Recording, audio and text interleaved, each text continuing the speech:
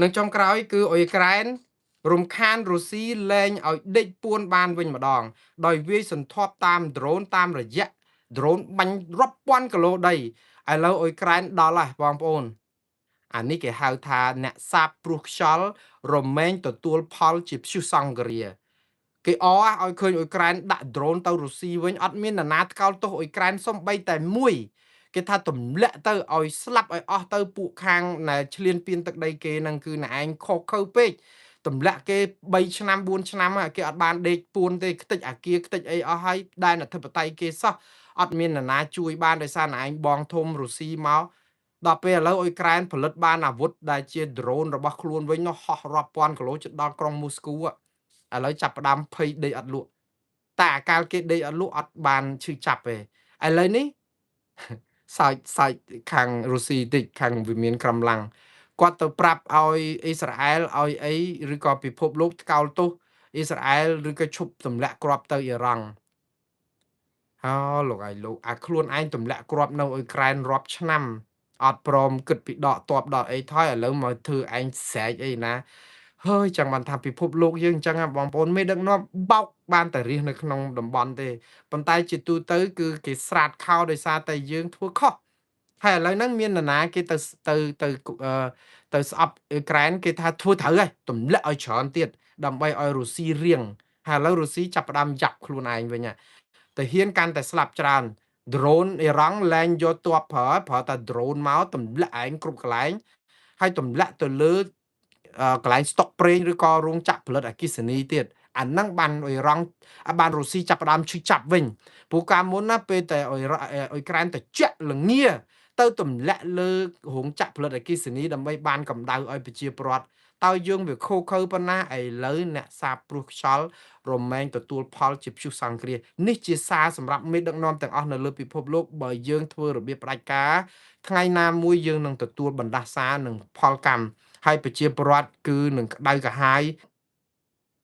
សំទោសលោកត្រាំអះអាងថាមេដឹកនាំអ៊ីរ៉ង់ទេមកសុំឲ្យឈប់ទម្លាក់គ្រាប់តែអ៊ីរ៉ង់ថាអត់ពិតបងប្អូនប្រមាណម៉ោងមុននេះឬក៏ថាមួយថ្ងៃពីរថ្ងៃចុងក្រោយនេះគឺថាអ៊ីរ៉ង់ហើយនិងអាមេរិកអ៊ីស្រាអែលដូចលេខផ្ទុះចឹង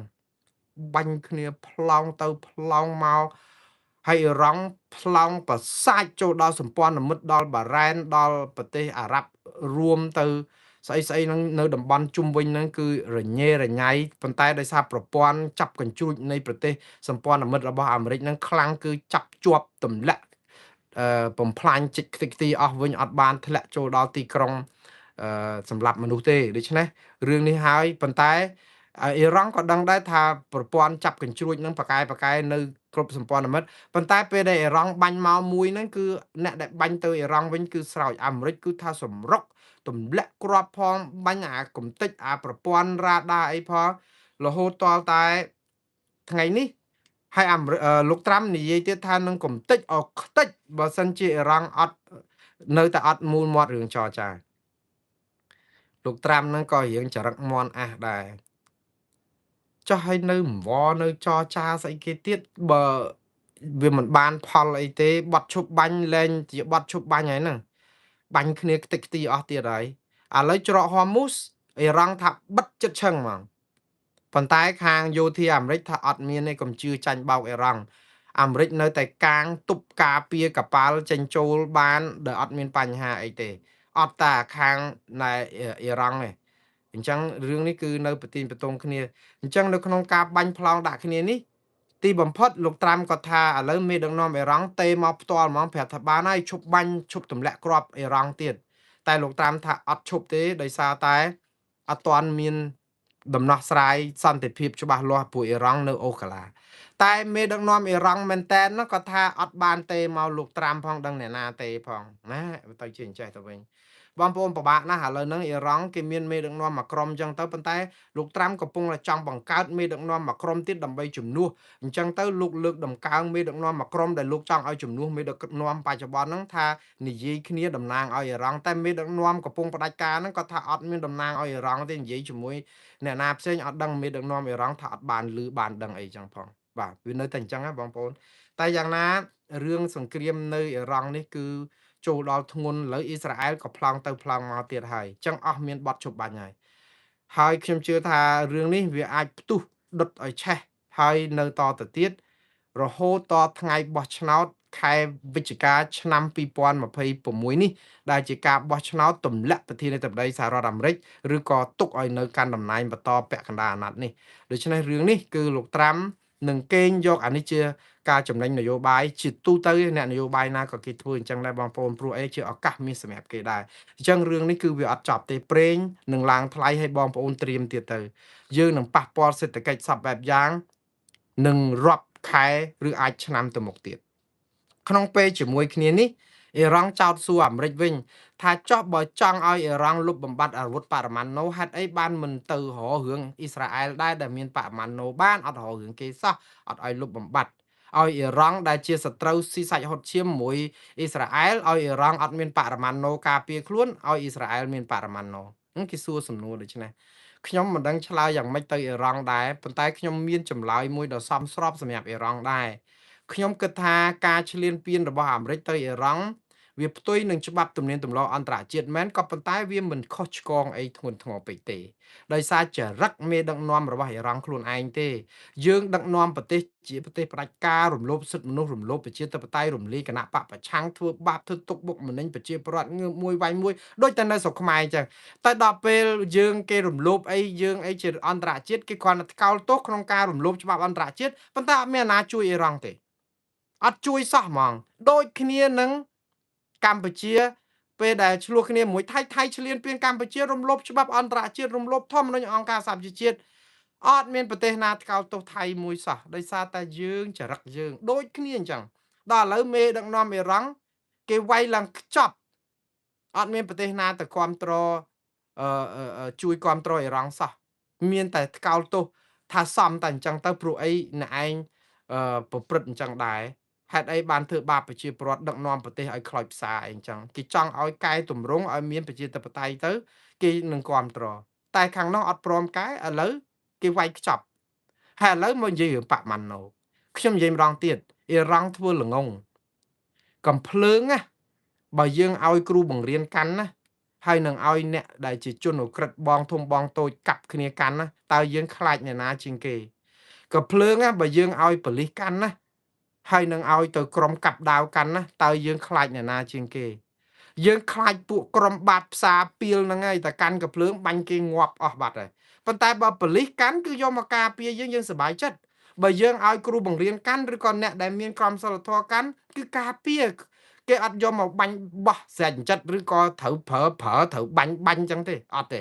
ដូចគ្នាអ៊ីស្រាអែលអាមេរិកឬប្រទេសដទៃទៀតជប៉ុនអីមានបរមាណូគ្រប់គ្នាហេតុអីក៏មិនរករឿងដោយសារតែបរមាណូនៅលើដៃដែលគេគោរពសិទ្ធិគោរពអីដែរ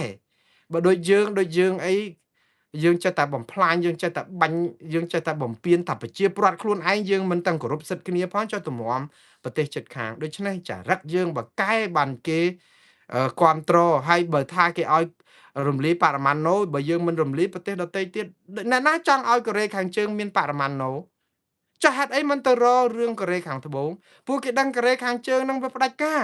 គេដឹងថាកូរ៉េខាងត្បូងនឹងវាប្រជាធិបតេយ្យចឹងគេអត់ទៅរករឿងប្រទេសប្រជាធិបតេយ្យពួកគេមានគណៈបកនយោបាយគេជួយទប់មិនឲ្យណែឯងជិះសេះលែងដៃតែដល់ផ្ដាច់ការជិះសេះលែងដៃចង់កេះកែបាញ់ភូង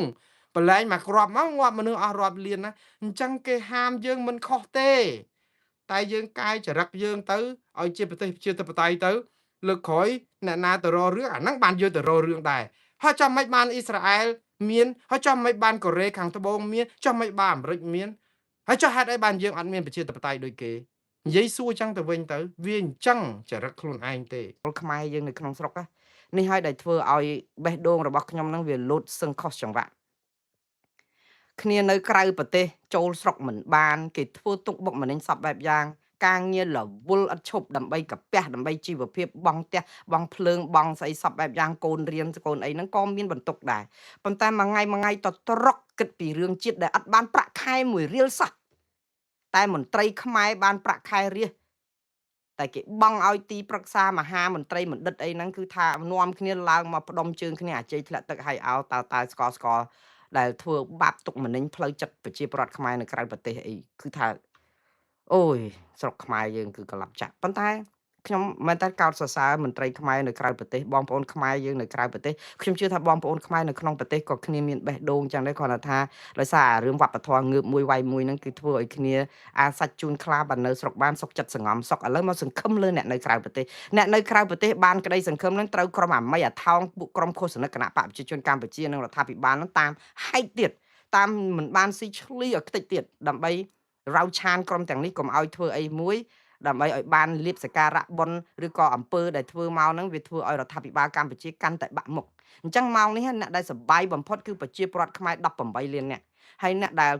មួម៉ៅបំផុតគឺក្រុម MMO និងឃោសនិករបស់គណៈបកប្រជាជនកម្ពុជាដែលររឿងក្រុមអ្នកនៅក្រៅប្រទេសដែលដាក់ពាក្យប្តឹងហ្នឹងររឿងដំណោះគឺសុទ្ធតែអត់បានការសុទ្ធតែអាចឆ្កែសុទ្ធតែអីគឺថាមកសម្បើមមិនដឹងជាចង់បានអីទេនិយាយពីអត់បានជួយជោគជួយចែវក៏ប៉ុន្តែយកជើងរាទឹកចឹងគឺថាបន្តិចប្រអាក់មើងងាយមើលស្រាលប្រមាថការទៀនសុទ្ធតែគេនឹងស្រោមសបុតស្រោមអីគឺថាអូយបធោប្រធាងប៉ុន្តែបងប្អូនជាអ្នកដែលសម្រេចជោគវាសនារបស់ប្រទេសកម្ពុជានេះហើយបងប្អូនក៏ជាអ្នកសម្រេចជោគវាសនារបស់ក្រុម MMO និងរឿងក្រុមអាមីអាថោងក្រុមពៀលាបាតផ្សារក្រុមសវឹងអួរទនួក្រុមស្អីហ្នឹងគឺបងប្អូនជាអ្នកសម្រេចខ្លួនឯងដែរកុំឲ្យក្រុមទាំងអស់នេះ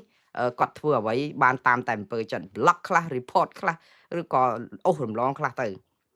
ឡូវយើងវិលមករឿងនេះវិញមានន័យថាម៉េចពេលដែលតុលាការព្រហ្មទណ្ឌអន្តរជាតិក៏ហៅមន្ត្រីតំណាងរដ្ឋាភិបាលក្រៅប្រទេស23ដុល្លារឲ្យចូលទៅបំភ្លឺ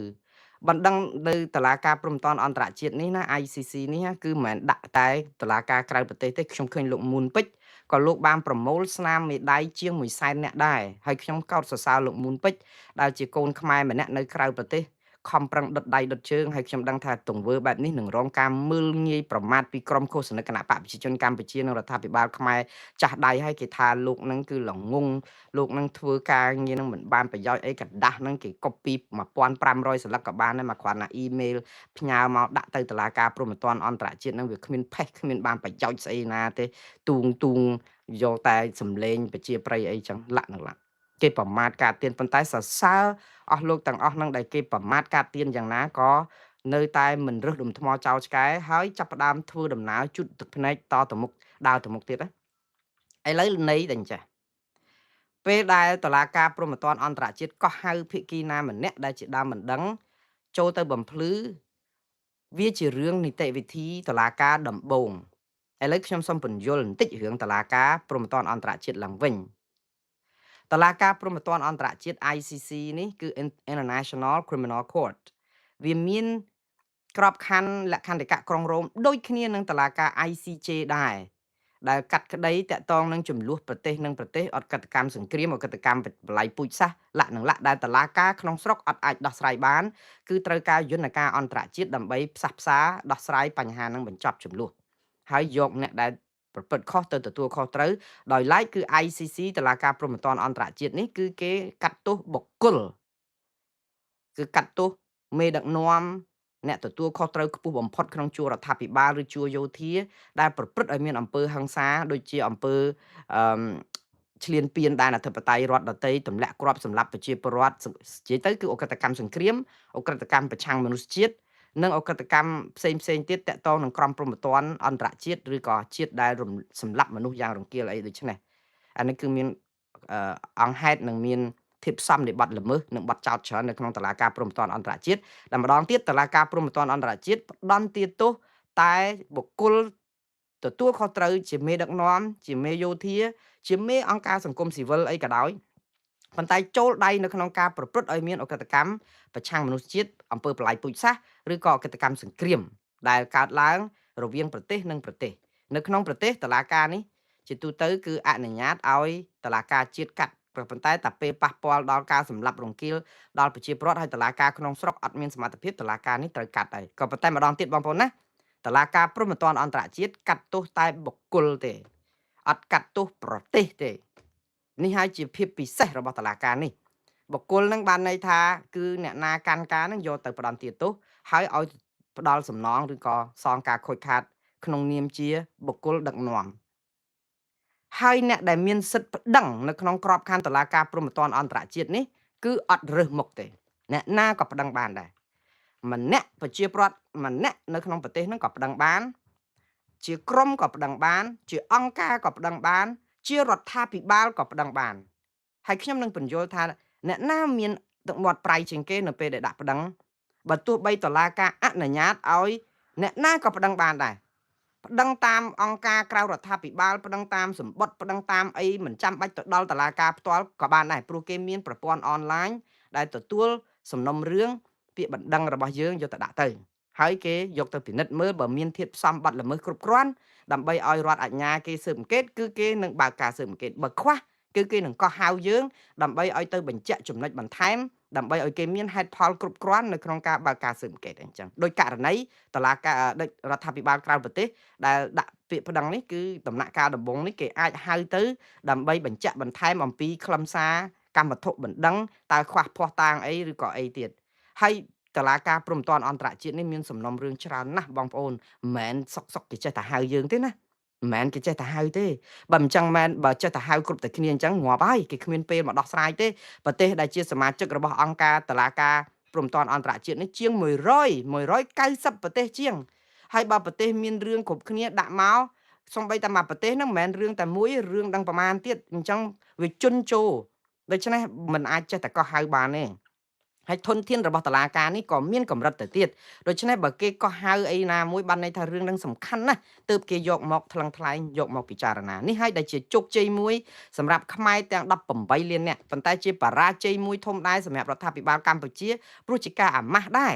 ព្រោះខ្លួនអត់ព្រមដាក់ពាក្យប្តឹងសោះអ្នកស្រីម៉ាលីសុជាតិតាហ្នឹងគឺគ្រាន់ប្រមូលភស្តុតាង8ខែហើយតាំងពីខែធ្នូមកពេលដែលថៃវាយក្តាំងហ្នឹងគាត់ឡើងមកប្រកាសក្តែងថា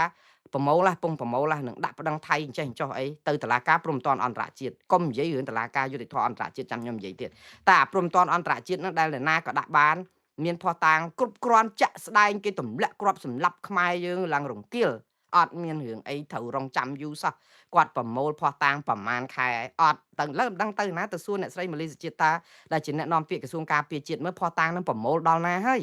រួចទៅក្រមរដ្ឋាភិបាលក្រៅប្រទេសនេះគ្នាអត់ទាំងនៅក្នុងស្រុកអត់កាន់តបអត់ជាប់ទៅជាមួយមូលដ្ឋានដើម្បីនឹងទៅរងគ្រាប់អីដូចគេគ្នាមើលតែពីក្រៅសោះ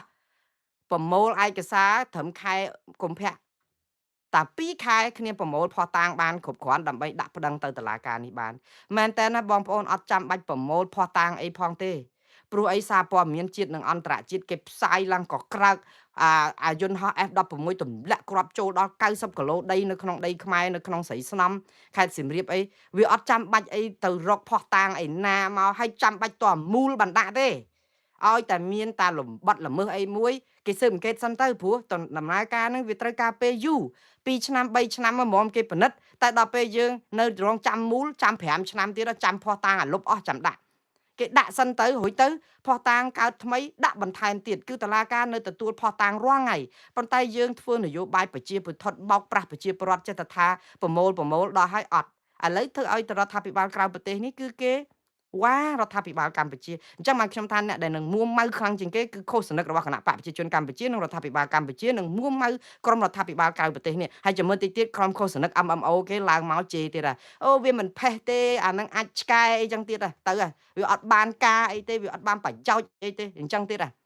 ប៉ុន្តែខ្ញុំឆ្ងល់អញ្ចេះខ្ញុំឆ្ងល់ហើយខ្ញុំចេះឆ្ងល់អស់លោកទាំងអស់ហ្នឹងថាតើគាត់កើតជំងឺអីឲ្យប្រកាសនៅពេលដែលផ្ទះយើងឆេះខ្ញុំនិយាយនៃសាមញ្ញណាបងប្អូនហើយបងប្អូនជួយយកទៅពិចារណាទាំងអស់គ្នានៅពេលដែលផ្ទះយើងឆេះម៉ែឪយើងចាស់ជរានៅក្នុងផ្ទះនេះដែលសើតមិនអាចចេញពីផ្ទះនឹងបានទេកូនចៅបងប្អូនយើងអញញ៉ាចពេញផ្ទះសិតតែក្មេងៗជួយគ្នាអត់បានទេហើយផ្ទះភ្លើងកំពុងតែឆេះសន្ធោសន្ធៅត្រូវការជួយសង្គ្រោះទាំងម្ដាយទាំងចាស់ជរានៅក្នុងផ្ទះនឹងឲ្យរួចមានជីវិតទាំងក្មេងទាំងអីជួយគ្នាអត់បានទេអញញ៉ាពេញផ្ទះហើយទៅមានគេនៅក្រៅដែលជាអ្នកចិត្តខាងឬក៏ជាបងប្អូនញាតិសន្តានយើងដែលអត់នៅបាននៅក្នុងផ្ទះនៅពេលភ្លើងឆេះហ្នឹង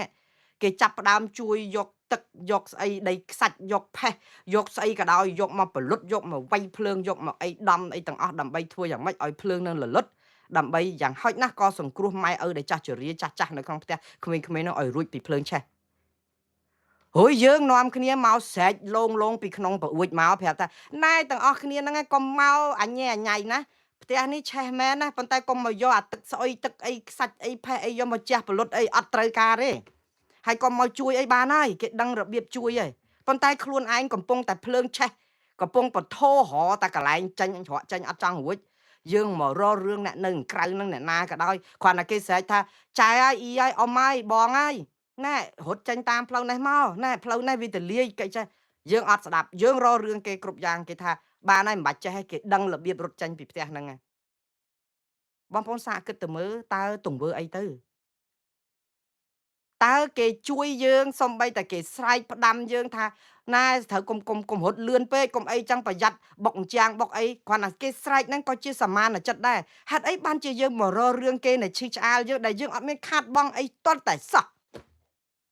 តើបងប្អូននិយាយអំពីសុភវិនិច្ឆ័យភាសាអង់គ្លេសហៅ common sense common sense ហ្នឹងបានន័យថារឿងសាមញ្ញបែបហ្នឹងយើងប្រកែកដែរយើងកំពុងតែអត់អាហារស្ទើរដាច់ពោះស្លាប់ទឹកក៏គ្មានបាយក៏គ្មានអង្គច្រកឆ្នាំងក៏អត់បានហើយស្រាប់តែមានអ្នកណាម្នាក់គេចង់ជួយបកប្រឆាំងមិនបកប្រឆាំងអ្នកណាក៏ដោយគេចង់ឲ្យទឹកយើងទទួលទានគេចង់ឲ្យមហូបមហាអីយើងភាសាសម្រន់យើងថាអត់ទេយើងនៅចាំតតែហ្វីឡុងហ្វីលេឬក៏យើងនៅចាំតតែលុកលាក់ហេណាស៊ីអីព្រោះយើងចរិតយើងទម្លាប់យើងមិនអែលហូបអារបស់របរអីអញ្ចឹងអូយើងប្រកែកអញ្ចឹងដែរហើយតើយើងមានសិលធម៌សុជីវធម៌ប៉ុណ្ណាទៅនៅពេលដែលគេឲ្យយើងដោយសុទ្ធចិត្តហើយគេជួយយើងដោយស្មោះយើងប្រកែកហើយយើងទៅដៀលគេទៀតថាអ្នកនោះឯងសិតតែភ្លីភ្លើមិនដឹងខ្យល់អីគេមិនដាច់ពោះស្លាប់ទេគេគ្រាន់តែអត់បាយតែយើងមើលទៅមហេតុដូចរឿងឆេះផ្ទះហ្នឹងអញ្ចឹងគេជួយដោយមធ្យោបាយណាក៏ដោយហេតុអីបានជាយើងនាំគ្នាទៅបិទមាត់គេទៅរិះគន់គេទៅរករឿងគេ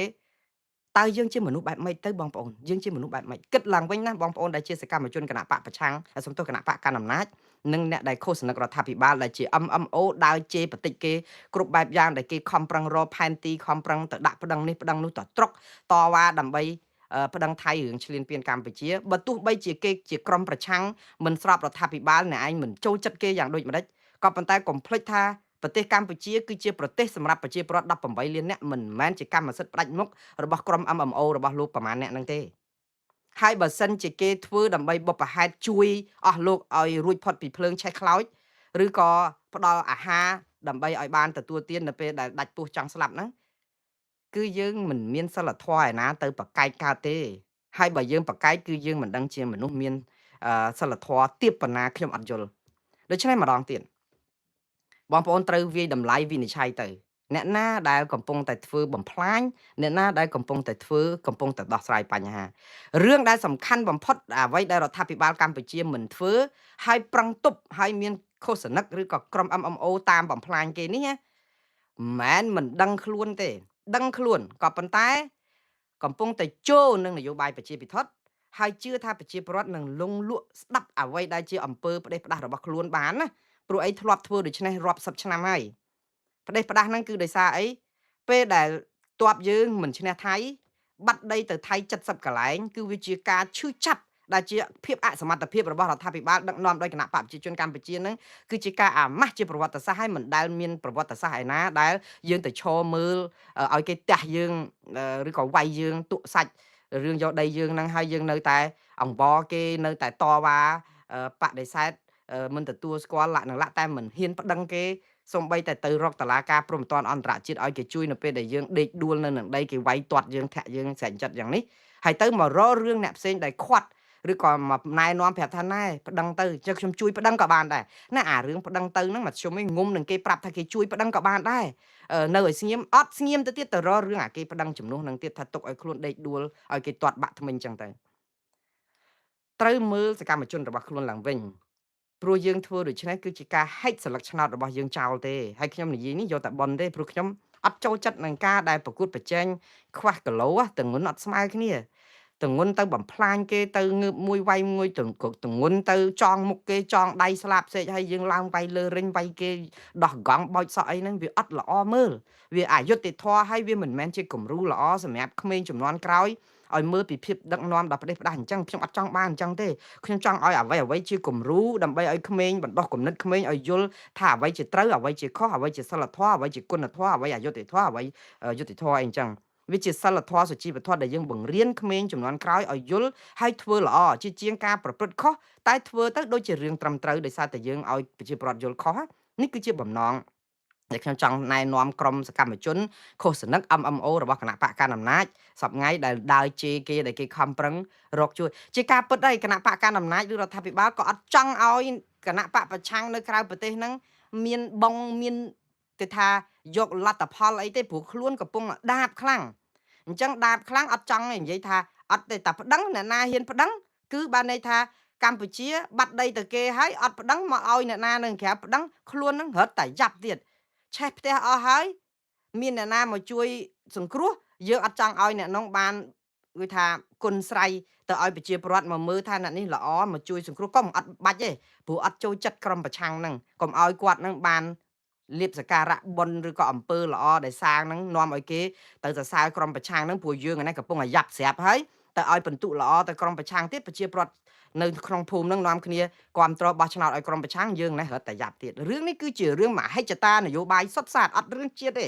បើរឿងជាតិរឿងគ្រួសាររឿងសុកទុកយើងច្បាស់ជាឲ្យគេមកជួយហើយអ្នកណាភ្លើងឆេះផ្ទះអ្នកណាជួយអីបានជួយមកព្រោះគ្រាមានអាសន្នតែយើងអត់ទេគឺយើងនៅទាត់គេនៅធាក់គេនៅហែកគេនៅជេរបន្តិចគេទាំងខ្លួនឯងចង់ឆេះខ្លោចខ្លួនហ្នឹងអានេះហើយដែលជារឿងអគុណធម៌មួយមិនដឹងថាគេគិតយ៉ាងម៉េចខ្ញុំពងតែអត់យល់ហើយចឹងក្រុមឃោសនិកគេនឹងធ្វើអញ្ចឹងហើយចាំឲ្យខ្ញុំចិត្តតែប្រាប់ព្រៀនប្រដៅហ្នឹងគឺចង់ប្រាប់អស់លោកថាកុំទៅទៀបពេកប្រជាពលរដ្ឋខ្មែរមិនទទួលទានបាយក្នុងតឡោកទេគេយល់តាហើយចឹងបានឲ្យអស់លោកហ្នឹងគឺធ្វើរឿងឲ្យត្រឹមត្រូវហើយប្រកួតប្រជែងស្មើភាពគ្នាទៅឥឡូវក្រុមប្រឆាំងបែបនេះគឺក្រុមខាងគណៈបកប្រជាជនកម្ពុជាចាំមើលពីថ្ងៃហ្នឹងទៅចិញ្ជុំហើយនឹងនិយាយពីរឿងអត់បានការទេគេហៅទៅនឹងវាអត់ប្រយោជន៍អីលាក់នឹងលាក់ទៀតហើយមួយថ្ងៃមួយថ្ងៃអត់ធ្វើអីទេភ័យខ្លាចតែតឡាការនេះហៅគេទៅមែនតែនហើយឬក៏ស៊ើបអង្កេតមែនតែនភ័យចឹងវិញភ័យមួយថ្ងៃស្កោលទោសថៃឆ្លៀនពៀនថៃឆ្លៀនពៀនណានិយាយប៉ះថៃកាន់ជើងថៃរឿងពាក់ឯកាអីទីសោះគេក្បត់ជាតិទាំងអស់តែដល់ពេលគេខំប្រឹងប្តឹងដើម្បីបានដីថៃមកពីខ្មែរពីថៃមកវិញដើម្បីឲ្យថៃសងខ្មែរដើម្បីឲ្យថៃផ្ដាល់ភាពយុត្តិធម៌ឲ្យខ្មែរមកវិញរឿងឆ្លៀនពៀនទៅជារំខានរាវឆានគេទៅវិញហើយទៅអះអាងថាខ្លួនជាក្រុមស្នេហាជាតិបងប្អូនសម្រាប់ខ្លួនឯងទៅឥឡូវម្ដងទៀតតុលាការព្រហ្មទណ្ឌអន្តរជាតិអ្នកណាដាក់ក៏បានដែរគ្រាន់តែថារដ្ឋាភិបាលកម្ពុជាមានទឹកមាត់ប្រៃជាងអ្នកណាទាំងអស់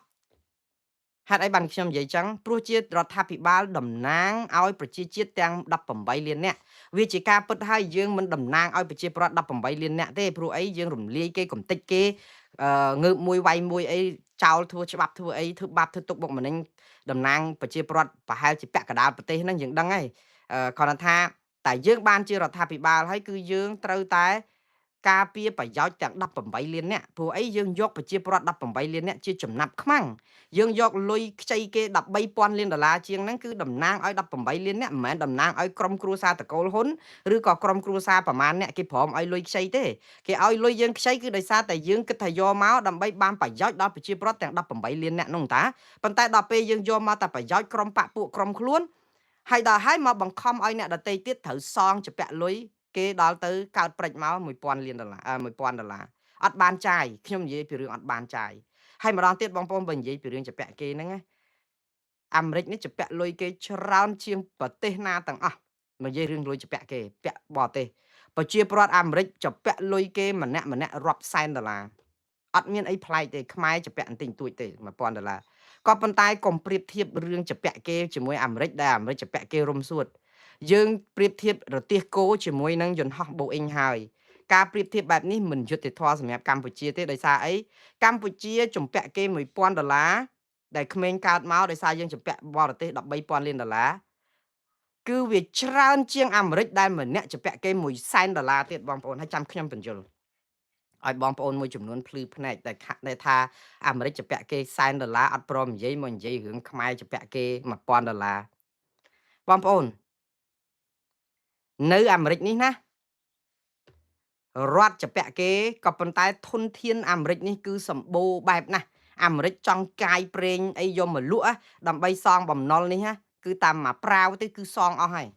តែអាមេរិកមិនសងទេគឺធ្វើអញ្ចឹងគឺនៅឲ្យសេដ្ឋកិច្ចហ្នឹងវានៅចឹងជំពាក់ខ្លះអីអញ្ចឹងប៉ុន្តែធនធានទាំងធនធានមនុស្ស ទាំងធនធានសេដ្ឋកិច្ចធនធានរ៉ែធម្មជាតិអាមេរិកមានគ្រប់គ្រាន់ធនធានយោធាធនធានស្អីក៏ដោយអាមេរិកនេះអស្ចារ្យណាស់ព្រោះប្រទេសទាំងឡាយនៅលើពិភពលោកគឺជឿទុកចិត្តលើរដ្ឋាភិបាលអាមេរិកប្រព័ន្ធដឹកនាំរបស់អាមេរិកប្រព័ន្ធប្រជាធិបតេយ្យរបស់អាមេរិករហូតដល់គេយកលុយមកវិនិយោគនៅអាមេរិករាប់ពាន់កោតរាប់រយពាន់លានដុល្លារច្រើនណាស់លុយសន្ធឹកណាស់ជាពាក់គេមែនប៉ុន្តែការវិនិយោគអចលនៈទ្រព្យវិថីហេដ្ឋារចនាសម្ព័ន្ធធនាគារហិរញ្ញវត្ថុ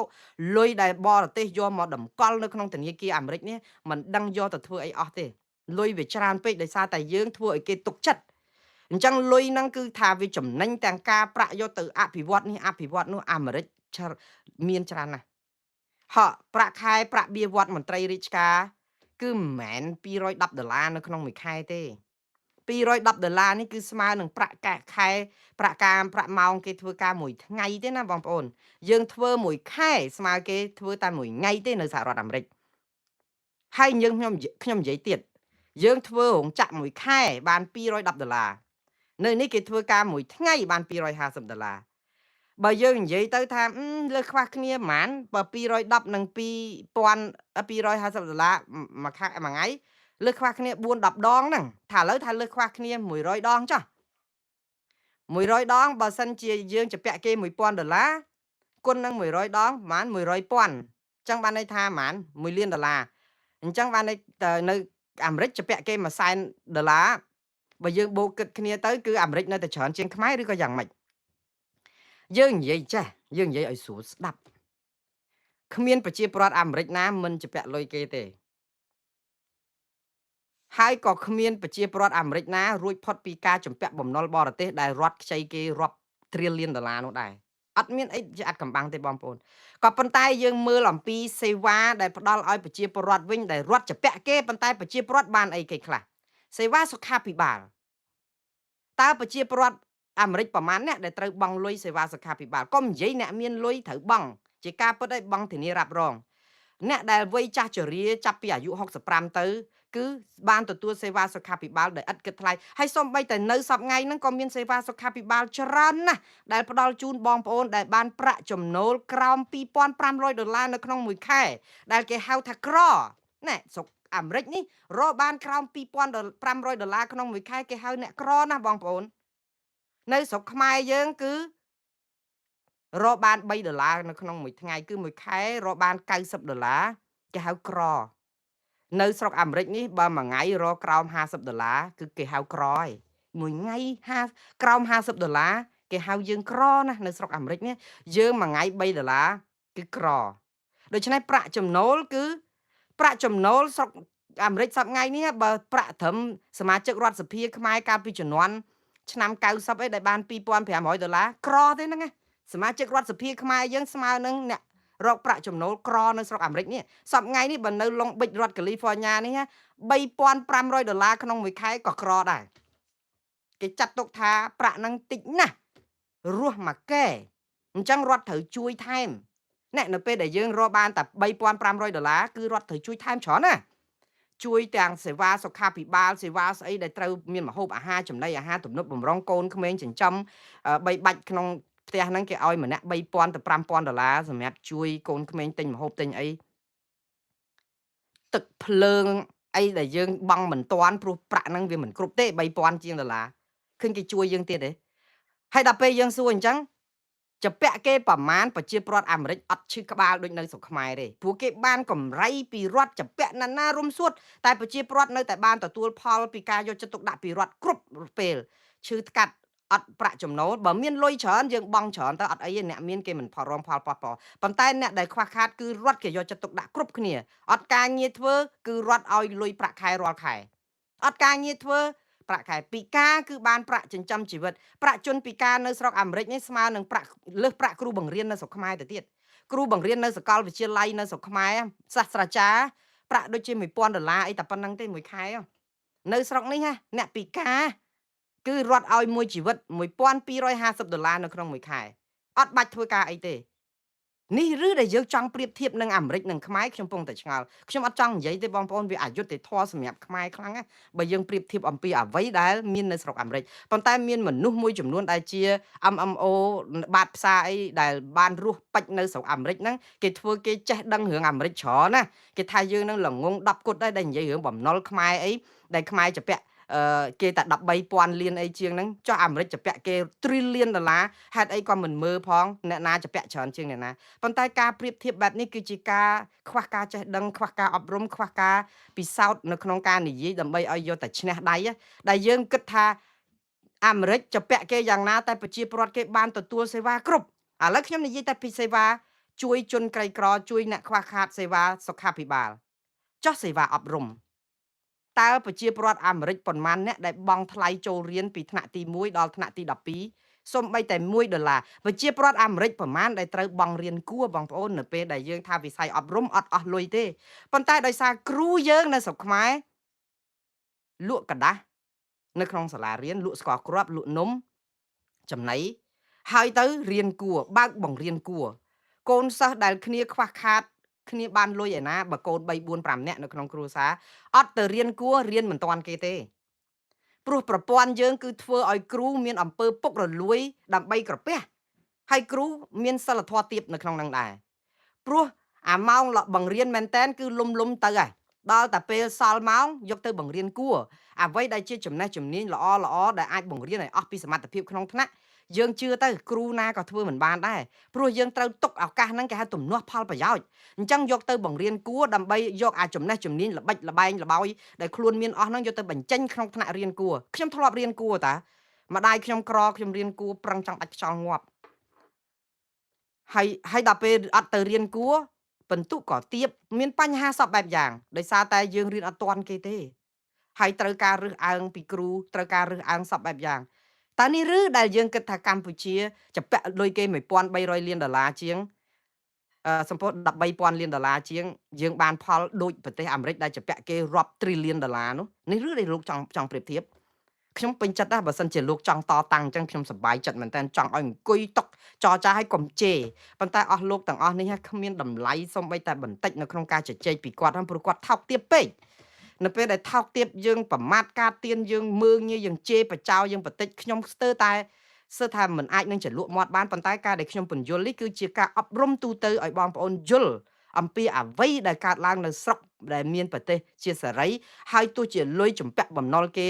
រំសួតប៉ុណ្ណាក៏ប្រជាពលរដ្ឋគេមានការធូរធារជីវភាពហើយអត់ដែលខ្វល់ហងប្រជាពលរដ្ឋអាមេរិកអត់ដែលនរណាគិតរឿងអាមេរិកចម្ពាក់ប្រមាណហើយតួលេខនៃការចម្ពាក់ហ្នឹងគេដាក់ឲ្យរត់លើកញ្ចក់កុំព្យូទ័ររាល់ថ្ងៃទៅបើកមើលទៅនេះដាក់សួរអាមេរិកចម្ពាក់ប្រមាណថាចម្ពាក់គេនោះចម្ពាក់ម៉ែហៅថាចម្ពាក់ប៉ុន្តែសួរប្រជាពលរដ្ឋគេមើលហើយមានប្រជាពលរដ្ឋនៅស្រុកណាស្រុកយៈណាដែលមិនចង់មករស់នៅអាមេរិកមើលខ្ញុំសួរអ្នកណាខ្មែរយើងអ្នកខ្លះមានលុយហ្នឹងជួលគេរាប់សែនដុល្លារដើម្បីអីមកនៅអាមេរិកអត់បានផងវិចលុយមកនៅស្រុកអាមេរិកហ្នឹងអាស្រុកចម្ពាក់គេរំសួតហ្នឹងមកចង់រស់នៅហេតុអីបានជាហើយដែលលឺសូប្រជាពលរដ្ឋខ្មែរនៅអាមេរិកឬក៏នៅស្រុកណាដែលវិចលុយចង់ទៅនៅស្រុកខ្មែរទេវាអត់មានវាមានតែអញ្ចឹងណាអញ្ចឹងហើយយើងចង់ប្រៀបធៀបអាហ្នឹងខ្ញុំនិយាយពីប្រព័ន្ធសុខាភិបាលនិយាយពីប្រព័ន្ធឥឡូវប្រព័ន្ធជួយប្រជាពលរដ្ឋពីការអ្នករកប្រាក់ទទួលទានមិនគ្រប់អីលាក់នឹងលាក់អ្នករស់នៅគ្មានផ្ទះសម្បែងអីលាក់មកហូបអាហារនិយាយពីគេចែកឲ្យញ៉ាំនៅស្រុកអាមេរិកនេះណាមនុស្សស្លាប់ដោយញ៉ាំលឹះមិនមែនស្លាប់ដោយខ្វះអាហារទេ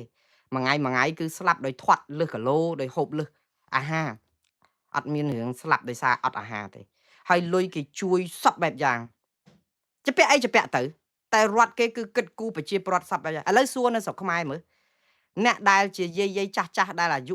50-65 ឆ្នាំហ្នឹងដែលបានលុយ$1ពីរដ្ឋដើម្បីទិញស្លាម្លូសំសិលឬក៏ទទួលទេអត់សោះកាលពីមុនគណៈបកប្រឆាំងគេនាំគ្នាធ្វើគោលនយោបាយមួយដើម្បីសង្គ្រោះជាតិហ្នឹងហ្មងធ្វើគោលនយោបាយមួយដើម្បីធ្វើយ៉ាងម៉េចបើគេជាប់ឆ្នោតឲ្យយាយចាស់ហ្នឹងតាហ្នឹងយ៉ាងហោចណាស់ក៏បានលុយ$10,000រៀលដែរ$100,000រៀល$25ដែរដើម្បីគ្រាន់តែជាប្រាក់ឧបត្ថម្ភជួយគាត់ទៅគណៈបកកណ្ដាលអំណាចគេខ្ទាស់ផ្កាប់មុខថាបានលុយមកពីណាចេះតែជប់ចេះតែស្អីសូម្បីតែរឿងអញ្ចឹងក៏យើងជំទាស់ដែរហើយដល់ពេលជំទាស់ដល់ពេលខ្លួនជាប់ឆ្នោតយាយអត់មានលីងអត់1រៀលតាអត់1រៀល65ឆ្នាំទៅបានលុយមកពីណា họ tại lôi ốp bật thăm bị rót chui cha cha pan năng ắt ban hỏi chụp bẹ lôi cái chiếc đập bay pon liên đờ lá dương tha mới chụp bẹ tròn chiếc hạt ấy có mình priệp tới lấy priệp tới đập bay pon liên đờ lá cứ dương do má cứ bật chia pro ắt ban mà nơi sau chụp bẹ tri liên đờ lá dương mưa xe va cái ta ấp rùm lấy vậy bị ấp rùm mình thằng ti mũi đó thằng ti đập pi miên sa na băng lôi mười sa mình trâm tai mình bong lôi mà riêng thì cái ao bong đây cứ sala ai cái chôn cái miên bàn tay nơi sọc Amerik ní sala ai cái chôn na vì nay thu rồi lông chiang sala rót tới vinh này tôi khi năng sọc mai sala ai cái chôn đôi chia vì nay hiện tăng chiang sala rót bộ ấy sala ai cái chôn bằng lôi cái ấy cái rất bật bàn tay đào pe nơi Amerik ní sala rót tăng chiang sala ai cái chôn bộ ai cái chôn bằng lôi thưa ấy thưa tới chẳng phải chia protដែលចូលរៀនសាលារដ្ឋពីថ្នាក់ទី1ដល់ថ្នាក់ទី12អ្នកមានអ្នកក្រអ្នកសេដ្ឋីអីក៏ដោយគឺទទួលបានការអប់រំស្មើភាពគ្នាគ្រូមានគុណភាពល្អចេញទៅគឺមានគុណភាពអប់រំទៅរកការងារបានធ្វើ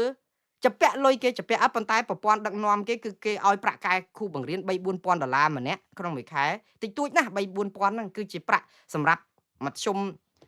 សម្រាប់អ្នកក្រហើយនៅស្រុកនេះគ្រូបង្រៀនមិនបានប្រាក់ច្រើនទេប៉ុន្តែ$4,000-5,000ហ្នឹងក៏យើងគិតថាវាល្មមដែលឲ្យគ្រូហ្នឹងទប់បងថ្លៃផ្ទះថ្លៃអាហារហូបចុកល្មមដែលអាចនឹងមិនទៅបើកបង្រៀនគួរទាញសិស្សឲ្យមកប្រឹងរៀនគួរហើយ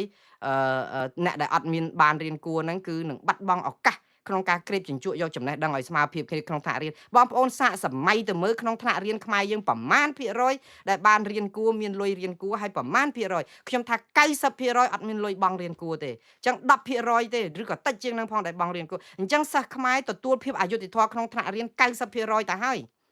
ហើយយើងមើលនៅពេលដែលគ្រូយើងប្រាក់ខែ3-400គ្រាន់តែទិញកន្ទក់ហូបអត់បានតើគ្រូមានពេលឯណាទៅបង្រៀនសិស្សស្រាវជ្រាវឯកសារឲ្យល្អិតល្អន់ដើម្បីឲ្យសិស្សមានគុណភាពហើយដល់អញ្ចឹងវាបង្កើតឲ្យមានអំពើពុករលួយទិញថ្នាក់ទិញសញ្ញាបត្រទិញស្អីសពបែបយ៉ាងនេះឬដែលយើងគិតថាខ្មែរជាពាក់គេ$13,000លានតែយើងគិតថាមកប្រៀបធៀបអាមេរិក$3 លានហ្នឹងគឺអត់យុត្តិធម៌ខ្ញុំអត់ចង់ប្រៀបធៀបទេចាំមកខ្ញុំអត់និយាយយកអាមេរិកមកប្រៀបធៀបទេព្រោះវាមិនដឹងប្រៀបកន្លែងណាវិស័យអប់រំវិស័យសិក្សាធិការប៉ុណ្ណឹងវិស័យហេដ្ឋារចនាសម្ព័ន្ធសុវត្ថិភាពប៉ូលីសចរាចរណ៍ដឹកជញ្ជូនស្អីទាំងអស់គឺសុទ្ធតែផ្ដល់ភាពសុវត្ថិភាពទឹកអាហារចំណីចំណុកហូបចុកគិតគូរពីប្រជាពលរដ្ឋពីសុខទុក្ខសពបែបយ៉ាងគឺរដ្ឋផ្ដល់ឲ្យប្រជាពលរដ្ឋគ្រប់បែបយ៉ាងព្រោះរដ្ឋជាខ្ញុំបម្រើរបស់រាជសេរីភាពនៅក្នុងការបញ្ចេញមតិសេរីភាពនៅក្នុងការបង្កើតសមាគមសេរីភាពនៅក្នុងការធ្វើអីហ៊ាននិយាយតតាំងក្នុងរឿងស្អីក៏ដោយគ្មានអ្នកណាមកបង្ក្រាបមកដកហូតសិទ្ធិនេះបាននេះហើយដែលអាមេរិកជពាក់គេ$3 លាននោះហើយចាខ្មែរយើងវិញជពាក់គេរុំសួតអាស្អីក៏តាមមិនបានអាឈឺថ្កាត់បន្តិចបន្តួចលក់ស្រែលក់ដីអស់សុកចិត្តអ្នកខ្លះពោះធំប៉ោងមហារាជដោះឬក៏ស្អីគេឡើងពឹសនៅក្នុងមាត់ទុកឲ្យឡើងថាវេទនាភ្នែកណាស់លោកវេទនាណាស់អស់លោកមើលទៅហ្នឹងហើយដែលយើងជពាក់គេតិចជាងអាមេរិកហើយដែលបានផលមើលទៅមើលប្រជាពលរដ្ឋខ្មែរទៅជំងឺមួយចំនួនទុកឲ្យដេកស្ទឹករហូតដល់ពោះប៉ោងចង់ផ្ទុះឬក៏ក្បាលធំចង់ផ្ទុះឬក៏ដោះលលួយអស់នឹងឬដែលយើងគិតថាផលដែលបានមកពីការជពាក់គេតិចជាងនៅអាមេរិកដែលជួយស្រុកខ្មែរនឹងឬដែលអស់លោកចង់ប្រៀបធៀបផ្ទះខ្លះទៅមើលពីការផងកូនថាគ្មានអ្នកណាជួយរខិរខៈវេទនាណាហើយនៅអាមេរិកខ្វះទេអ្នកដែលនៅគេហៅថាអីជនអនាថាដើរមើលទៅឡុងប៊ិចនេះក៏មានដែរក៏ប៉ុន្តែទៅសម្ភាសគាត់ខ្ញុំចោះទៅផ្ទាល់ហើយកាលហ្នឹងខ្ញុំស្ម័គ្រចិត្តចុះទៅសម្ភាសអ្នកដែលនៅជាជនអនាថាអត់ផ្ទះសម្បែងនៅគ្រប់តង់រស់នៅក្នុងបាវក្នុងស្អីដើរដេកតាមចិញ្ចើមផ្សារសញ្ញាផ្សារតាមផ្លូវ70%គឺជាការសម្រេចជ្រើសរើសនៅតាមផ្លូវគេឲ្យកន្លែងរស់នៅគេឲ្យអីក៏គាត់អត់ព្រមដែរគាត់ថាសប្បាយចិត្តនឹងរស់នៅបែបនេះព្រោះអីអត់ត្រូវរងបន្ទុកអីច្រើនពេកជាសិទ្ធិសម្រេចរបស់បុគ្គលទៅវិញណាខ្មែរយើងអត់មានសម្រេចទេតែទៅសុំទានគេគឺដាច់ពោះឲ្យបានទៅសុំទានគឺអញ្ចឹងហ្មងកាលពីមុនយើងធ្លាប់ឮដែរថានៅភូមិណានោះវាតាមពិតបើតាមខ្ញុំដឹងថាវាគ្រាន់តែជាសង្គ្រាមចិត្តសាស្ត្រមួយដើម្បីជួយការពារអ្នកដែលដើរសុំទានគេທາງទម្លាប់ភូមិហ្នឹងណាបើសិនជាមិនទៅសុំទានគេទេគឺបកាច់ឬក៏បក្រាវកាច់ឬក៏អារៈជន់ឬក៏ ខុសគ្រូខុសទំនឹបអីឡាក់នឹងឡាក់តើតបានដើរចេញសុំទានគេទៅបានរស់នៅមានសេចក្តីសុខអានេះគឺជាចិត្តសាស្ត្រមួយដើម្បីជួយការពារកុំឲ្យមើលឃើញអ្នកភូមិនឹងថាចូលចិត្តសុំទានតាមពិតមិនមែនចឹងទេបងប្អូនខ្ញុំយល់ថានេះគឺគ្រាន់តែជាការបិទបាំងអាការសុំទានកុំឲ្យវាអាក្រក់ពេកទេក៏ប៉ុន្តែបើមនុស្សទាល់ហើយបើអត់ទៅសុំទានតើបានស្អីហូប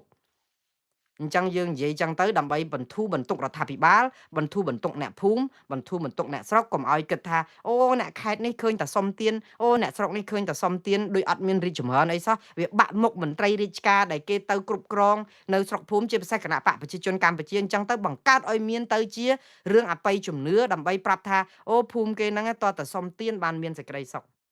ដែលមានដែរនៅលើโลกនេះសុំទានបានមានសេចក្តីសុខបើអត់សុំទានគឺអត់ក្តៅកាហាយឬក៏កើតជំងឺកលយុគចាញ់តែបោកគ្នាមកយោវាអត់មានរឿងអីទៅសុំទានបានសេចក្តីសុខឯជាការពិតអាគេឲ្យទានហ្នឹងយើងសុខមែនហើយប៉ុន្តែបើប្រជាពលរដ្ឋហ្នឹងគាត់មានបាយហូបគ្រប់គ្រាន់គាត់មានលំនៅឋានស្នាក់នៅគ្រប់គ្រាន់គាត់មានការយកចិត្តពីអាជ្ញាធររដ្ឋគ្រប់គ្រាន់គ្មាននរណាចេញមកសុំទានទេផ្ទុយទៅវិញបើនៅអាមេរិកនេះគឺគេជ្រើសរើសអញ្ចឹងហ្មងទៅសម្ភាសគាត់ថាឥឡូវគេមានផ្ទះមួយគេមានអីគេឲ្យយើងទៅនៅក្នុងផ្ទះត្រូវទៅនៅអត់ទេចង់នៅតាមផ្លូវអញ្ចឹងសុបាយមើលមួយឆ្នាំពីរទៀតសិននេះវាទៅជាអញ្ចេះទៅវិញហើយទៅមាន30%ដែរដែលប្រើប្រាស់គ្រឿងញៀនឬក៏មានវិបត្តិផ្លូវចិត្តឬក៏ហិង្សានៅក្នុងគ្រួសារអញ្ចឹងគឺវាមានសពរសជាតិអញ្ចឹងហើយកុំទៅឃើញហើយថាទៅចេះប្រៀបធៀបថាខ្មែរលំបាកអីនៅអាមេរិកហ្នឹងក៏មានអ្នកសុំទានក៏មានអ្នកនៅតាមផ្លូវនៅស្រុកយ៉ាក់ណាក៏មានដែរក៏ប៉ុន្តែកុំទៅយកដើមឈើមួយដើមពីរធ្វើជាព្រៃអញ្ចឹងប្រជាប្រដ្ឋគេរស់នៅសុខដុមរមនាណាតែយើងទៅមើលតែមួយជ្រុងតែយើងអត់ប្រឹងកែប្រព័ន្ធយើងមកមើលអាឃើញគេអាលួយបន្តិចហ្នឹងតាំងយកមកដាក់ក្បែរគ្នាយើងអាលួយដែរតែគេអាលួយដែរអញ្ចឹងយើងនាំគ្នានិយាយទៅនៅពេលផ្ទះយើងស្អុយផ្ទះយើងក៏គ្រុកសុទ្ធតែគម្រងយើងអត់សម្អាតទេយើងទៅយកដាក់ចិត្តផ្ទះគេដែលស្អុយលលួយអញ្ចឹងដាក់ចិត្តគ្នាឲ្យធំក្លិនប្រហើស្អុយដូចគ្នាអញ្ចឹងវិញចុះអត់ព្រមសម្អាតទេអញ្ចឹងយើងទៅរើសអាលលួយនឹងមកធ្វើអីបើសិនជានឹងជារឿងអវជ័យទេអត់ព្រមទៅរកឋានសួគ៌ឋានសុខអីគេសោះអញ្ចេះឥឡូវយើងមើលវិស័យសុខាភិបាលអប់រំសេដ្ឋកិច្ចសពបែបយ៉ាងគឺគេជួយប្រជាពលរដ្ឋចពាក់គេប្រមាណក៏ចពាក់ប៉ុន្តែបងប្អូនត្រូវចាំណាកម្ពុជាចពាក់គេប៉ុណ្ណាក៏ដោយគឺអាមេរិកចពាក់លើសកម្ពុជា100ដង1000ដងឬក៏សូម្បីតែ1លានដងក៏ដោយលើសពីការចពាក់ស្រុកខ្មែរនេះណាក៏អាមេរិកគេមានលទ្ធភាពសងដូចខ្ញុំនិយាយចឹងចពាក់គេប្រមាណ trillion ហ្នឹងណាបូមតាប្រេងលក់តា3ខែទេសងអស់ហើយអាមេរិកអត់បូមធនធានធម្មជាតិគេមានច្រើនណាគេមិនបំផ្លាញទេចុះខ្មែរយើងឥឡូវ13,000 លានដុល្លារហ្នឹងយកស្អីមកសងយកស្អីមកសងគេឥឡូវមើលសួរមើលយកស្អីមកសងគេរ៉ែខ្ទេចខ្ទីអស់ព្រៃឈើម៉ត់អស់ធនធានធម្មជាតិបំផ្លាញចែកគ្នាអស់យកស្អីមកសងគេវាអត់ហើយទៅប្រាក់ដែលយើងយកទៅសងជីវភាពដែលយើងសងគេហ្នឹងវាអត់ទៅទៀតយើងតារ6យើងចាយ10ចពាក់គេសងគេ30ឆ្នាំអត់ផុតអាមេរិកចពាក់គេនេះសងតែ3ខែទេឲ្យតែបូមប្រេងសងតែអាមេរិកមិនចាំបាច់ធ្វើអីព្រោះចពាក់រាប់សិបឆ្នាំប្រជាពលរដ្ឋគេនៅតែធូរធារប្រព័ន្ធដឹកនាំរដ្ឋយោធាគេនៅមានលុយរាប់ trillion ចែកនៅក្នុងវិស័យដែលចពាក់គេនឹងហើយដាក់លុយចូលវិស័យអប់រំវិស័យទ័ពវិស័យសុខាភិបាលវិស័យសុខុមាលភាពសង្គមគេនៅតែដាក់លុយបានរាប់ trillion ដុល្លារមួយឆ្នាំដើម្បីជួយឲ្យប្រជាពលរដ្ឋធូរយើងចពាក់គេឃើញតែថយទ័ពក៏យើងយ៉ាប់វិស័យអប់រំក៏យើងយ៉ាប់វិស័យកសិកម្មក៏យើងយ៉ាប់រហូតហើយទៅយើងមកចង់ប្រៀបធៀបជាមួយអាមេរិកខ្ញុំអត់យល់ចាំបានថាអស់លោកកុំនាំអាតកុំចាប់ផ្ដើមផ្ចាញ់ផ្ចាលមុងណារ៉េតរឿងនេះអីទៅមិនដល់ទេគីឡូស្រាលហើយខ្ញុំអត់ត្រូវការគីឡូអស់លោកមកប្រកួតប្រជែងអីជាមួយខ្ញុំទេខ្ញុំអត់ចង់បានការឈ្នះជាមួយនឹងជនពីលបាក់បាតផ្សារស្អីទេជាមួយខ្ញុំណាបើជាបញ្ញវន្តជាបណ្ឌិតជាកវីជាអ្នកចេះដឹងឬក៏ជាអ្នករៀនសូត្រឲ្យយល់សុជីវធម៌តាន់បន្តិចគឺខ្ញុំគោរពសំពះខ្ញុំឲ្យតម្លៃណាស់ប៉ុន្តែទោះអ្នកមានបណ្ឌិតឬរៀនចប់សាលាអីក៏ដោយតែបើកមាត់មកជេរមរាយជេរបន្តិចមើងងាយផ្ដាសាគឺអ្នកថោកទាបណាស់មិនស្មើនឹងរោមជើងរបស់ខ្ញុំទេខ្ញុំសុំទោសទម្លាក់តម្លៃរបស់អស់លោកទាបបន្តិចចាស់ប៉ុន្តែថោកពេកយើងទម្លាក់តម្លៃខ្លួនឯងយកមកចែកគ្នាអត់បានយើងចែកលើតុកយ៉ាងម៉េចទៅបើអ្នកដែលមកហ្នឹង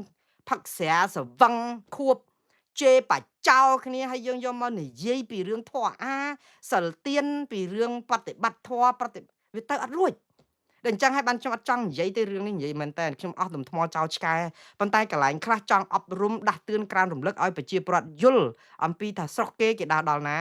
ស្រុកខ្មែរនៅត្រឹមណាហើយកុំឲ្យចាញ់អនយោបាយប្រជាពិធដ្ឋបាយ3ពេលរបស់ពួកគាត់ហ្នឹងឥឡូវខ្ញុំបិទវងកញ្ចក់ហ្នឹងនិយាយពីរឿង ICC វិញបងប្អូនម្ដងទៀត ICC អ្នកណាក៏ប្តឹងបានហើយនៅពេលដែលប្តឹងបាននេះគឺនីតិវិធីតុលាការគេគឺខ្ញុំនៅតែលើកទឹកចិត្តឲ្យរដ្ឋាភិបាលប្តឹងតាមពិតបើរដ្ឋាភិបាលកម្ពុជាដាក់ប្តឹងណាមិនបានឲ្យដងដាវទៅគណៈបកប្រឆាំងទេព្រោះគណៈបកប្រឆាំងបានដងដាវពីគណៈបកប្រជាជនកម្ពុជាព្រោះខ្លួនអត់ប្តឹងហើយគ្នាណា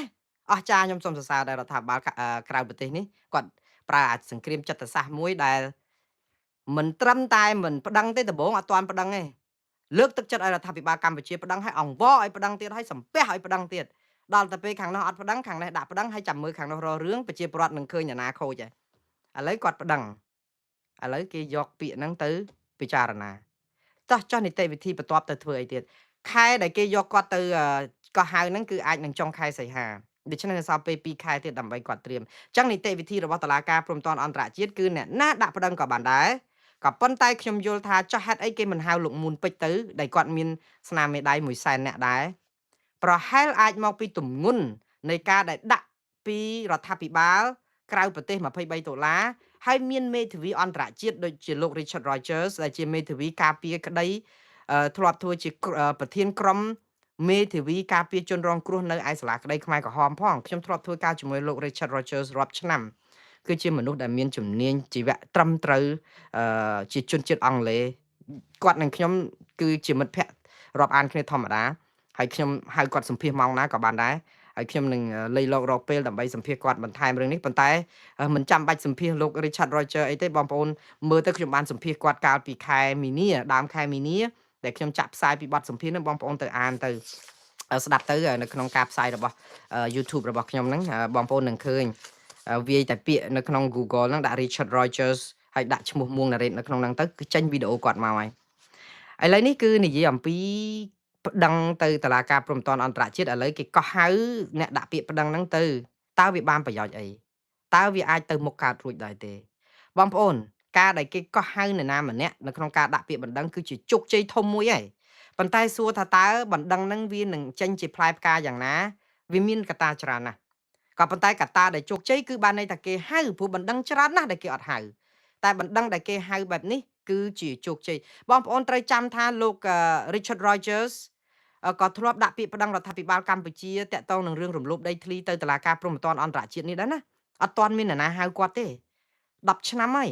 រឿងលោកបណ្ឌិតកែមលីក៏គាត់ដាក់ពាក្យប្តឹងដែរដូច្នេះឥឡូវនេះស្រាហេតុអីបានជារដ្ឋាភិបាលក្រៅប្រទេសដែលលោក Richard Rogers ដែលជាតំណាងហើយស្រាប់តែដាក់ពាក្យប្តឹងទៅស្រាប់តែតុលាការនេះហៅបានន័យថាគេមានទម្ងន់ឬក៏គេមានគេហៅថាភ័ស្តុតាងមួយក្រឡេកភ្នែក prima facie evidence ភ័ស្តុតាងដែលមួយផ្លែតមួយបឋមហ្នឹងគឺគេអាចចាត់ទុកថារឿងនេះគឺថៃអាចឈ្លានពានកម្ពុជាពិតមែនហើយបើគេមើលមកព្រោះអត់ឃើញកម្ពុជាប្តឹងប៉ុន្តែឥឡូវនេះដោយសារតែមានខ្មែរក្រៅប្រទេសហើយក្នុងយន្តការក្របខ័ណ្ឌរដ្ឋាភិបាលមួយអ្នកណាទទួលស្គាល់មិនទទួលស្គាល់មិនខ្វល់ទេសំខាន់គឺរដ្ឋាភិបាលក្រៅប្រទេសនេះគាត់មានទម្ងន់ទឹកមាត់ប្រៃមួយត្រង់ថាដាក់រឿងទៅវាត្រូវនឹងអ្វីដែលថៃកំពុងឈ្លានពានតែរដ្ឋាភិបាលកម្ពុជាខ្លួនឯងដែលជាជនរងគ្រោះអត់ព្រមដាក់ពាក្យប្តឹងអានេះហើយដែលខ្ញុំគិតថាជាចំណុចចាប់ផ្ដើមដ៏ល្អមួយតើគាត់ប្តឹងរឿងអីបងប្អូនប្រហែលជាសួរតើរដ្ឋាភិបាលក្រៅប្រទេសនេះប្តឹងតុលាការព្រំដែនអន្តរជាតិប្តឹងទៅតុលាការព្រំដែនអន្តរជាតិប្តឹងថៃនឹងប្តឹងរឿងអីបើបងប្អូនទៅមើលបណ្ដឹងរបស់គាត់កាលពីខែកុម្ភៈបាទបណ្ដឹងរបស់គាត់កាលពីខែកុម្ភៈហ្នឹងគឺរដ្ឋាភិបាលក្រៅប្រទេសនេះដាក់ប្តឹងថៃពីបទឈ្លានពានដែនអធិបតេយ្យកម្ពុជាអក្រិតកម្មសង្គ្រាមនិងអក្រិតកម្មប្រឆាំងមនុស្សជាតិអក្រិតកម្មសង្គ្រាមនឹងការទម្លាក់គ្រាប់បែកចង្កោមការទម្លាក់គ្រាប់បែកផ្សេងចូលក្នុងដែនអធិបតេយ្យកម្ពុជាសម្រាប់ទាហានខ្មែរសម្រាប់ប្រជាពលរដ្ឋខូចខាតសម្ភារៈហេដ្ឋារចនាសម្ព័ន្ធនៅប្រទេសកម្ពុជាក៏ប៉ុន្តែរដ្ឋាភិបាលក្រៅប្រទេសនេះក៏ដាក់ប្តឹងទៅតុលាការព្រំដែនអន្តរជាតិឲ្យរករឿងរដ្ឋាភិបាលកម្ពុជានឹងនៅក្នុងការដែលមិនការពារ ជនឆបោកអនឡាញដែលជាជនរងគ្រោះនៃអំពើឆបោកអនឡាញនៅពេលដែលថៃទម្លាក់គ្រាប់នៅក្នុងស្រុកខ្មែរទៅលើអគារកាស៊ីណូអគារអីហ្នឹងគឺរដ្ឋាភិបាលកម្ពុជាមិនបានជន្លៀសប្រជាពលរដ្ឋដែលជាជនឆបោកអនឡាញចេញពីអគារនោះឲ្យបានទាន់ពេលវេលាទេដែលរដ្ឋាភិបាលនេះចាត់ទុកថាជាការដូចជាយកជាខែលជាអីទុកឲ្យប្រជាពលរដ្ឋស្លាប់នៅក្នុងហ្នឹងអីអញ្ចឹងនេះក៏ជាអក្រិតកម្មមួយដែរប៉ុន្តែខ្ញុំជឿថារឿងឆបោកអនឡាញគឺជារឿងមួយបន្ទាប់បន្សំទេរឿងដែលចោទរដ្ឋាភិបាលថៃនេះបានជារឿងធំមែនតើព្រោះអីជារឿងរំលោភរដ្ឋធម្មនុញ្ញអង្គការសហប្រជាជាតិរំលោភសិទ្ធិមនុស្សអង្គការសហប្រជាជាតិឡាក់ដូច្នេះរឿងនេះខ្ញុំជឿថាអាចនឹងមានកម្រិតនៅក្នុងការយកទៅប្តឹងផ្ដាល់ឬក៏ចោទប្រកាន់ដល់កម្រិតមួយដល់ការតតាំងក្តីគ្នាក្នុងតុលាការក៏ថាបាននេះជាភ័ព្វវាសនាកម្ពុជាប្រជាពលរដ្ឋ18លានអ្នកទេដែលរដ្ឋាភិបាលកម្ពុជាមិនដាក់ប្តឹងថៃហើយខ្ញុំបានចិត្តតែលើកទឹកចិត្តរាល់ថ្ងៃដែរថារដ្ឋាភិបាលកម្ពុជាដាក់ប្តឹងទៅដោយសារតែបើប្តឹងថៃបើយើងឈ្នះករណីថៃទៅតុលាការព្រហ្មទណ្ឌអន្តរជាតិនេះគឺយើងឈ្នះថៃទៅតុលាការយុត្តិធម៌អន្តរជាតិទៀតហើយចាំខ្ញុំប្រាប់ពីរឿងតុលាការយុត្តិធម៌អន្តរជាតិនេះក៏ប៉ុន្តែឥឡូវខ្ញុំបញ្ចប់រឿងនេះគឺខ្ញុំនៅចាំច្បាស់ថារដ្ឋាភិបាលក្រៅប្រទេសនេះក៏ដាក់ពាក្យប្តឹងកាលពីអំឡុងខែកុម្ភៈដូច្នេះវា4ខែហើយនៅក្នុងអំឡុងឆ្នាំចុងឆ្នាំហ្នឹងរដ្ឋាភិបាលក្រៅប្រទេសនេះក៏បើកបង្កើតឲ្យមានជាគណៈកម្មការចំពោះកិច្ចមួយទៀតទទួលបន្ទុករៀបចំបណ្ដឹងទៅតុលាការយុត្តិធម៌អន្តរជាតិមួយទៀតអារឿងប្តឹងទៅ ICC នឹងមានហើយប៉ុន្តែគាត់បានបង្កើតគណៈកម្មការចំពោះកិច្ចមួយកាលពីចុងឆ្នាំ2025ហ្នឹងគឺដែលមានលោកកឹមសុខប្រធានយុទ្ធសាស្ត្រមានលោកស្រីថិតកំហ៊ុនមានលោកអ៊ុំសំអានមានអីហោហែហ្នឹងជាអ្នកនៅក្នុងគណៈកម្មការចំពោះកិច្ចដើម្បីរៀបចំបណ្ដឹងទៅតុលាការយុត្តិធម៌អន្តរជាតិតើបណ្ដឹងនេះដាក់បាននៅពេលណាអាចដាក់កើតដែរឬទេឥឡូវខ្ញុំបញ្យល់រឿងនេះបន្តិចទៀតថ្ងៃនេះខ្ញុំឃើញលោកអ៊ុំសំអានតាមពិតយប់មិញតាមពិតវាត្រូវភ្លឺឯងព្រោះលោកអ៊ុំសំអានមកយប់ទៅភ្លឺក៏អត់បានសម្រានទេគាត់នៅអង្គុយធ្វើ live show ហើយខ្ញុំទើបតែមើល live show គាត់ម៉ោងប្រហែលជា3-4ម៉ោងមុនហ្នឹងបានន័យថាគាត់ធ្វើ live show ម៉ោង3រំលងអាត្រៀតចិត្តភ្លឺហើយនៅស្រុកនៅ Arizona រដ្ឋដែលគាត់រស់នៅ Arizona 2ម៉ោងមុន Long Beach ដូច្នេះបានន័យថាគាត់អត់បានសម្រានទេហើយគាត់ធ្វើព័ត៌មាននេះគាត់ថាគាត់រំភើបខ្លាំងដែលថានឹងមានឱកាសបានទៅបំភ្លឺនៅតុលាការយុត្តិធម៌អន្តរជាតិព្រហ្មទណ្ឌអន្តរជាតិនេះក្នុងនាមឲ្យរដ្ឋាភិបាលក្រៅប្រទេសផងនិងប្រជាពលរដ្ឋទាំង18លាននាក់អ្វីដែលគាត់ប្រាប់មកគាត់ថាជំហានបន្តទៀតគឺតកតងនឹងបណ្ដឹងទៅតុលាការយុត្តិធម៌អន្តរជាតិមួយទៀតខ្ញុំចង់និយាយពីរឿងយុត្តិធម៌អន្តរជាតិនឹងបន្តិចតុលាការយុត្តិធម៌អន្តរជាតិនេះគឺមានលក្ខខណ្ឌរៀងច្រើនជាងតុលាការព្រហ្មទណ្ឌអន្តរជាតិបន្តិចថងថាលក្ខខណ្ឌទី1ដែលមិនអាចប្រជាពលរដ្ឋទូទៅដាក់បានដូច ICC ទេគឺទាល់តែរដ្ឋាភិបាលបានដាក់បានរដ្ឋាភិបាលហ្នឹងគឺទាល់តែរដ្ឋាភិបាលដែលកាត់ចេញពីការបោះឆ្នោតត្រឹមត្រូវឬក៏អីនៅក្នុងប្រទេសកម្ពុជាទេតែកម្ពុជាអត់មានរដ្ឋាភិបាលដែលកាត់ចេញពីការបោះឆ្នោតដោយសេរីត្រឹមត្រូវនឹងយុត្តិធម៌ទេក៏ប៉ុន្តែយ៉ាងណាក៏ជារដ្ឋាភិបាលមួយដែលបង្កើតឡើងបានមកហើយអញ្ចឹងបានន័យថាតំណាងឲ្យប្រទេសកម្ពុជានៅក្នុងន័យនេះគឺរដ្ឋាភិបាលកម្ពុជាមានសិទ្ធិស្របច្បាប់ 100% នៅក្នុងការដាក់ប្តឹងទៅតុលាការយុត្តិធម៌អន្តរជាតិហើយមានតែតុលាការមានតែរដ្ឋាភិបាលប៉ុណ្ណោះដែលដាក់ប្តឹងហើយតុលាការយុត្តិធម៌អន្តរជាតិនេះកាត់ក្តីតែប្រទេសនឹងប្រទេសហើយឲ្យប្រទេសទទួលខុសត្រូវអត់ឲ្យបុគ្គលទេហើយកាត់ក្តីភាគច្រើនគឺរកយុត្តិធម៌តកតងនឹងរឿងចំនួនព្រំដែនរឿងព្រំដែនទឹកព្រំដែនគោកព្រំដែនអាកាសព្រំដែនសមុទ្រអីអញ្ចឹងឈ្លានពានដណ្ដើមដីគ្នាហ្នឹងគឺគេអត់កាត់ទោសពីរឿងសម្លាប់មនុស្សហ្មងទេមានលក្ខន្តិកៈអាចធ្វើបានប៉ុន្តែគេទុកឲ្យតុលាការព្រហ្មទណ្ឌ ICC ហ្នឹងអ្នកកាត់អញ្ចឹងវិញយកបុគ្គលណាទៅដាក់ទោសចាប់ខាត់ខ្លួនអីតែតុលាការយុត្តិធម៌អន្តរជាតិគេនិយាយរឿងតែរកយុត្តិធម៌ព្រំបទល់ព្រំដីព្រំសីមាហ្នឹងព្រំទឹកព្រំអាកាសហ្នឹងឯងហើយអ្នកណាឈ្នះអ្នកណាចាញ់គឺគេចេញដោយការបង្គាប់ឲ្យប្រគល់អាហ្នឹងទៅម្ចាស់ដើមវិញទៅគ្មានសិទ្ធទៅដាក់ទ័ពដាក់អីបដិញមែនក៏ប៉ុន្តែរដ្ឋដែលជាភាគីគឺត្រូវតែអនុវត្តតាមបើមិនអនុវត្តគឺយើងផ្ទុយនឹងក្រិតក្រមតុលាការអន្តរជាតិនេះគឺនឹងរងសម្ពាធអន្តរជាតិអីចឹងទៅអញ្ចឹងអ្នកដែលចាញ់ភាគច្រើនមិនហ៊ានបំពេញទេគឺត្រូវតែឲ្យព្រោះអីតុលាការ ICJ នេះមានចៅក្រម16អ្នកមកពី16ប្រទេសអញ្ចឹងគឺតំណាងឲ្យស្ថាប័នមួយយុត្តិធម៌ធំដែរបាទឥឡូវអញ្ចឹងនៅក្នុងការប្តឹងទៅ ICJ នេះស្មុគស្មាញបន្តិចត្រង់ថាអញ្ចេះអ្នកដែលមានសិទ្ធិប្តឹងមែនតែនគឺរដ្ឋាភិបាលកម្ពុជារដ្ឋាភិបាលក្រៅប្រទេសនេះគឺអាចនឹងពឹងរដ្ឋាភិបាលណាមួយដូចជាសមាជិកអង្គការសហប្រជាជាតិដែលជាប្រទេស ពេញសិទ្ធិនៅក្នុងការជួយដាក់បណ្ដឹងជំនួសកម្ពុជាជំនួសរដ្ឋាភិបាលក្រៅប្រទេសក្នុងករណីដែលរដ្ឋាភិបាលខ្មែរមិនព្រមប្តឹងតាមពិតរដ្ឋាភិបាលខ្មែរមិនគួរណាមិនព្រមប្តឹងសោះខ្ញុំអត់យល់ដែរព្រោះអីយើងមានសិទ្ធិស្របច្បាប់តែយើងមិនប្តឹងទៅមានសេចក្តីជូនដំណឹងពីខែមិថុនាថាបានប្តឹងហើយតែតាមពិតមិនមែនជាបណ្ដឹងទេបើជាបណ្ដឹងមកណាតឡាការនេះច្បាស់ជាហៅហើយចុះហេតុអីបានជាបណ្ដឹងទៅតុលាការព្រំទាត់អន្តរជាតិខាងតុលាការក្រៅប្រទេសណែរដ្ឋាភិបាលក្រៅប្រទេសដាក់ទៅបាន4ខែគេហៅហើយចុះបោះរដ្ឋាភិបាលខ្មែរដាក់ទៅ ICJ ដែលថាបណ្ដឹងដែលតាមពិតមិនមែនបណ្ដឹងឥឡូវមួយឆ្នាំហើយគេអត់ហៅអញ្ចឹងបានន័យថាមិនមែនជាបណ្ដឹងទេរដ្ឋាភិបាលកម្ពុជាអត់បានដាក់បណ្ដឹងទេគ្រាន់តែជាសេចក្តីជូនដំណឹងហើយទៅកុហកប្រាប់ប្រជាពលរដ្ឋថានឹងជាបណ្ដឹងហើយអញ្ចឹងទៅគេអត់ហៅឥឡូវនៅស្ញែងអញ្ចឹងឥឡូវនេះខ្ញុំចូលដល់ព័ត៌មានបន្តទៀតបងប្អូនពេលវេលាកាន់តែឆ្ងាយណាស់ខ្ញុំនិយាយនេះគឺដូចខ្ញុំនិយាយអញ្ចឹងថាសបាយចិត្តជំនួសឲ្យប្រជាប្រដ្ឋខ្មែរទាំង18លាននាក់ខ្ញុំជឿថារដ្ឋាភិបាលកម្ពុជានិងឃោសនគណៈបកប្រជាជនកម្ពុជាអត់សបាយចិត្តទេអត់សបាយចិត្តត្រង់ថាអីមកយើងមកស្អីកាត់ផ្លូវកាត់អីគេមុខមាត់គេព្រោះគេនៅចង់ចរចានៅចង់អីអញ្ចឹងប៉ុន្តែចរចាក៏ចរចាទៅប្តឹងក៏ប្តឹងទៅវាថៃប្តឹងបដាចរចាបដាទៅព្រោះយើងវាយគេមិនឈ្នះហើយយើងវាយអត់វាយទេយើងចរចាទៅក៏ប៉ុន្តែយើងចរចាគេវាយគ្នាបែកក្បាលហើយប្តីប្រពន្ធពងដេ4 10ធ្នេហើយទៅចរចា2នាក់ហ្នឹងទៅគេវាយថែម4 10ធ្នេទៀតហើយមានតែសង្ឃឹមអីតតែមានអាញាកណ្ដាលហើយបើគេប្រាប់តែអាញាកណ្ដាលហ្នឹងទៅរករឿងគេហើយទៅលៀបពណ៌គេថាពួកហ្នឹងញុះញង់ឲ្យធ្វើសង្គ្រាមអាគេឲ្យប្តឹងសោះហ្នឹងទៅថាគេឲ្យធ្វើសង្គ្រាមហើយខ្លួនឯងអត់ព្រមប្តឹងហើយអត់ធ្វើសង្គ្រាមហើយទៅញុះញង់គេទៅចោតប្រកាន់លៀបពណ៌គេថាគេនឹងញុះញង់ឲ្យធ្វើសង្គ្រាមឯណាvậyដល់យូររអ្នកខាងក្រៅអត់ឃើញមកធ្លាក់លោកញឹកប៊ុនឆៃឯនេះវិញឯដែលបបួលរដ្ឋាភិបាលឲ្យធ្វើសង្គ្រាមវាយថៃយកដីមកវិញនៅពេលដែលរឿងអីបរាជ័យវាទៅជាអញ្ចេះទៅវិញកលាប់ចាក់ឥឡូវបន្តទៅទៀតបងប្អូនមន្ត្រីសំទោសមេតបកម្ពុជាប្តឹងទៅអគ្គសេនាធិការកងទ័ពហ្វីលីពីនអំពីសកម្មភាពអ្នកសង្កេតការណ៍AOT ថៃដែលចូលទៅដល់ដីប្រាសាទខ្មែរដោយឥតមានការសុំអនុញ្ញាតពីខាងភាគីកម្ពុជាបងប្អូនយើងដឹងហើយថាថៃនាំ